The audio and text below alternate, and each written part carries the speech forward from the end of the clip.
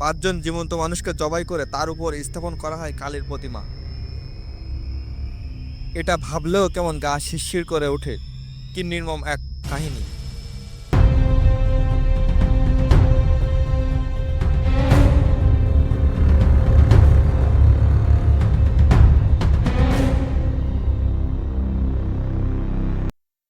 তো বন্ধুরা, এই মন্দিরটি দেখার এবং এ সম্পর্কে জানার জন্য আমি নিজেও ভীষণ এক্সাইটেড ছিলাম। ফলে লতাপাতা গাছগাছালি ও শেওড়ায় জর্জন্য হয়ে গেছে। বন্ধুরা, আপনারা চাইলে ধ্বংস হওয়ার আগে এই রায়েরকাঠি জমিদার বাড়ি এবং মঠ মন্দির দেখে আসতে পারেন।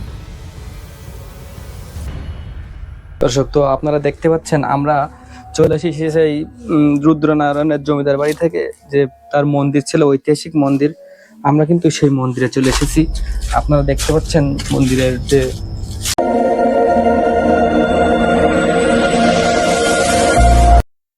তো বন্ধুরা, এই মন্দিরটি দেখার এবং এ সম্পর্কে জানার জন্য আমি নিজেও ভীষণ এক্সাইটেড ছিলাম। এর কারণ এখানে আছে সেই নির্মম ইতিহাস। পাঁচজন জীবন্ত মানুষকে জবাই করে তার উপর স্থাপন করা হয় কালীর প্রতিমা। এটা ভাবলেও কেমন গা শিরশির করে ওঠে। কি নির্মম এক কাহিনী। আপনারা এখন যে টেম্পলগুলো দেখতে পাচ্ছেন, আমি যেগুলো দেখাচ্ছি, এর প্রত্যেকটার নিচে রয়েছে একজনের মাথা, যার উপরে স্থাপন করা হয়েছিল সে সময় সেই প্রতিমাগুলো। এই মন্দিরটি 5টা টেম্পল বিশিষ্ট, যা সে সময় তৈরি করা হয়। এর কারুকার্য দেখে আপনারা নিশ্চয়ই অনুমান করতে পারছেন যে এটি কত আগের। আমরা এই মন্দির সম্পর্কে স্থানীয় যে পুরোহিত, মন্দিরের যে পুরোহিত, তার কাছে জানার চেষ্টা করছিলাম, কিন্তু তিনি কিছুতে এই মন্দির সম্পর্কে বর্ণনা দিতে রাজি হয়নি। আপনারা আমাদের আগের ভিডিওগুলো দেখছেন, আমরা সবগুলোই ফুটিয়ে তুলি, কিন্তু এখানে এসে অনেক চেষ্টা করে এগুলো ফুটিয়ে তুলতে পারলাম না। কারণ এই করুণ ইতিহাস সম্পর্কে এখানকার যে পুরোহিত, তিনি বর্ণনা দিতে চাচ্ছিলেন না। আমার মনে হয় তিনি ভয় পাচ্ছিলেন। এখানে মন্দিরের সাথে সাথে ছিল বিচারালয় এবং রেস্ট রুম। এখন যে রং চং করা মন্দিরগুলো দেখছেন, এটি পরে তৈরি করা হয়েছে। এখানে হাঁটাহাঁটি করার সময় আমার গা শিউরে উঠছিল যে কোথায় না কখন কি হয়ে যায়। কারণ এখানে দেওয়া আছে 5 জনের বলি। তো এই 5টি টেম্পল পরবর্তীতে আর সংস্কার করা হয়নি এবং সংস্কার করতে কেউ সাহসও পায়নি। তো বন্ধুরা, আমাদের ভিডিও ভালো লাগে থাকলে আমাদের চ্যানেলকে অবশ্যই সাবস্ক্রাইব করে দেবেন এবং আমাদের পাশে থাকবেন এমন সব ভিডিও দেখার জন্য। রায়েরকাঠি জমিদার বাড়ির অবকাঠামো। এখানে তৈরি করা হয়েছিল বিশাল এক প্রবেশদ্বার এবং রাজভবন, যেখানে ছিল হাতিশালা, নাট্যশালা এবং অতিথিশালা, এবং ছিল ঘোড়াশাল। ছোট বড় প্রায় 200 অট্টালিকা নির্মাণ করা হয়েছিল। এছাড়াও ছিল বিভিন্ন নকশার মন্দির এবং কয়েকটি মঠ, এবং 40 থেকে 50টি অট্টালিকা তৈরি করা হয়। বর্তমানে ভালো এবং ধ্বংসপ্রাপ্ত সব মোট মিলিয়ে এখানে 7টির মতো ভবন দাঁড়িয়ে আছে। বাদবাকিগুলো সবগুলো শেষ। জমিদার বাড়ির কালী মন্দিরে প্রায় 25 মণ ওজনের শিবলিঙ্গ ছিল। ধারণা করা হচ্ছে এটি এশিয়া মহাদেশের সবচেয়ে বৃহৎ শিবলিঙ্গ। রায়েরকাঠি জমিদার বাড়ির বর্তমান অবস্থা। অযত্ন ও অবহেলার কারণে এখানে আর তেমন কিছুই অবশিষ্ট নেই। এখানে বাসভবন, জলসাঘর, বিচারালয়, সুড়ঙ্গ পথ সবকিছুই ধ্বংস হয়ে গেছে। এখন মাত্র কয়েকটি মঠ ছাড়া আর কিছুই তেমন নেই। আর যেগুলো রয়েছে সেগুলো প্রায় ধ্বংসের মুখে। দেওয়ালে লতাপাতা গাছগাছালি ও শেওড়ায় জর্জন্য হয়ে গেছে। বন্ধুরা, আপনারা চাইলে ধ্বংস হওয়ার আগে এই রায়েরকাঠি জমিদার বাড়ি এবং মঠ মন্দির দেখে আসতে পারেন। এখানে যেতে হলে আপনাকে পিরোজপুর থেকে মাত্র 3 কিলোমিটার উত্তরে যেতে হবে। দর্শক, তো আপনারা দেখতে পাচ্ছেন আমরা চলে এসেছি সেই রুদ্রনারায়ণের জমিদার বাড়ি থেকে, যে তার মন্দির ছিল, ঐতিহাসিক মন্দির। আমরা কিন্তু সেই মন্দিরে চলে এসেছি। আপনারা দেখতে পাচ্ছেন মন্দিরের যে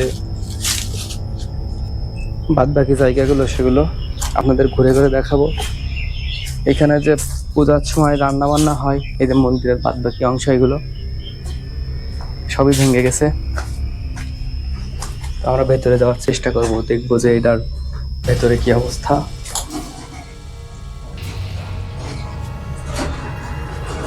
এগুলো হচ্ছে মন্দিরের একটা একটা কক্ষ মতো।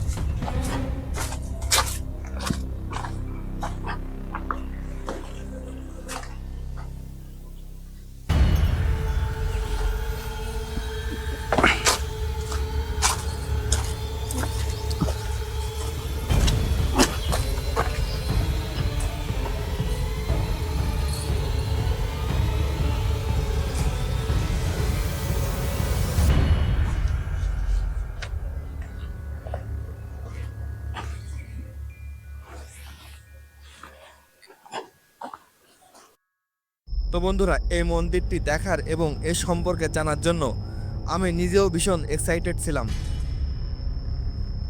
এর কারণ এখানে আছে সেই নির্মম ইতিহাস। 5 জন জীবন্ত মানুষকে জবাই করে তার উপর স্থাপন করা হয় কালীর প্রতিমা।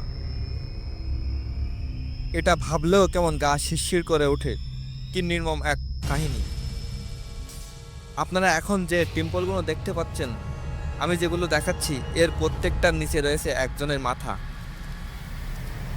যার উপরে স্থাপন করা হয়েছিল সে সময়ের সেই প্রতিমাগুলো। এই মন্দিরটি 5টা টেম্পল বিশিষ্ট, যা সে সময় তৈরি করা হয়। এর কারুকার্য দেখে আপনারা নিশ্চয়ই অনুমান করতে পারছেন যে এটি কত আগের। আমরা এই মন্দির সম্পর্কে স্থানীয় যে পুরোহিত, মন্দিরের যে পুরোহিত, তার কাছে জানার চেষ্টা করছিলাম, কিন্তু তিনি কিছুতে এই মন্দির সম্পর্কে বর্ণনা দিতে রাজি হয়নি। আপনারা আমাদের আগের ভিডিওগুলো দেখছেন, আমরা সবগুলোই ফুটিয়ে তুলি, কিন্তু এখানে এসে অনেক চেষ্টা করে এগুলো ফুটিয়ে তুলতে পারলাম না। কারণ এই করুণ ইতিহাস সম্পর্কে এখানকার যে পুরোহিত, তিনি বর্ণনা দিতে চাচ্ছিলেন না। আমার মনে হয় তিনি ভয় পাচ্ছিলেন। এখানে মন্দিরের সাথে সাথে ছিল বিচারালয় এবং রেস্ট রুম। এখন যে রং চং করা মন্দিরগুলো দেখছেন, এটি পরে তৈরি করা হয়েছে। এখানে হাঁটাহাঁটি করার সময় আমার গা শিউরে উঠছিল যে কোথায় না কখন কি হয়ে যায়, কারণ এখানে দেওয়া আছে 5 জনের বলি। তো এই 5টি টেম্পল পরবর্তীতে আর সংস্কার করা হয়নি এবং সংস্কার করতে কেউ সাহসও পায়নি।